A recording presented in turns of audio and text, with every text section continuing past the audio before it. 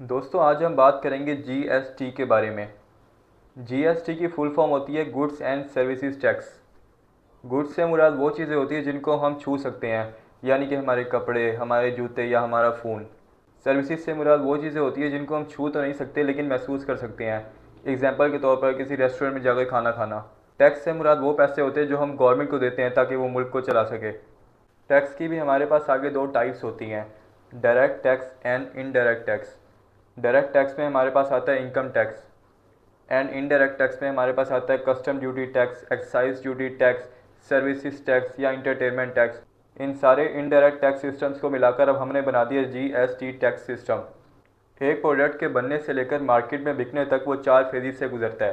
पहला होता है प्रोड्यूसर, यानी कि वो इंसान जो प्रोडक्ट को बनाता है। उसके बाद आता है होल सेलर, यानी कि वो जो उस प्रोडक्ट को लार्ज क्वांटिटी में सस्ते दामों पर ख़रीदता है प्रोड्यूसर से। फिर आता है रिटेलर, यानी कि वो जो होल सेलर से उस प्रोडक्ट को कम क्वांटिटी में ख़रीदता है। और आखिर में आता है कस्टमर, यानी कि हम जो दुकान से जाकर उस प्रोडक्ट को ख़रीदते हैं। अब बात करते हैं जीएसटी की कैटेगरीज़ के बारे में। पाकिस्तान में जीएसटी की मेनली तीन कैटेगरीज़ हैं, standard rate GST, reduced rate GST and exempted GST. Standard rate GST में हमारे पास ज़्यादातर गुड्स एंड सर्विसेज आ जाती हैं। पाकिस्तान में इस वक्त स्टैंडर्ड रेट जीएसटी 18% है। रिड्यूस्ड रेट जीएसटी में हमारे पास वो प्रोडक्ट्स आते हैं जिन पर टैक्स कम लगता है। इन पर ज़्यादातर पेट्रोलियम प्रोडक्ट्स और कुछ मशीनरीज आती हैं। एग्जेम्प्टेड जीएसटी में वो प्रोडक्ट्स आते हैं जिन पर टैक्स लगता ही नहीं है। इनमें ज़्यादातर फूड आइटम्स आते हैं और मेडिसिन आती हैं। अब बात करते हैं जीएसटी कितना डिफरेंट है पुराने टैक्स सिस्टम से। मान लो किसी प्रोड्यूसर ने कोई प्रोडक्ट बनाया और उसने 50 रुपये का रॉ मटेरियल लिया और 50 रुपये उसने अपना प्रॉफिट रखा और कंजप्शन कॉस्ट रखी और 10 रुपये उसने गवर्नमेंट को टैक्स दिया, यानी कि उसको टोटल लगाने पड़े 110 रुपये। जब वो ये प्रोडक्ट होल सेलर को बेचेगा तो होल सेलर 10 रुपये अपना प्रॉफिट रखेगा और 10% टैक्स गवर्नमेंट को देगा और ये टोटल हो जाएंगे 132 रुपये।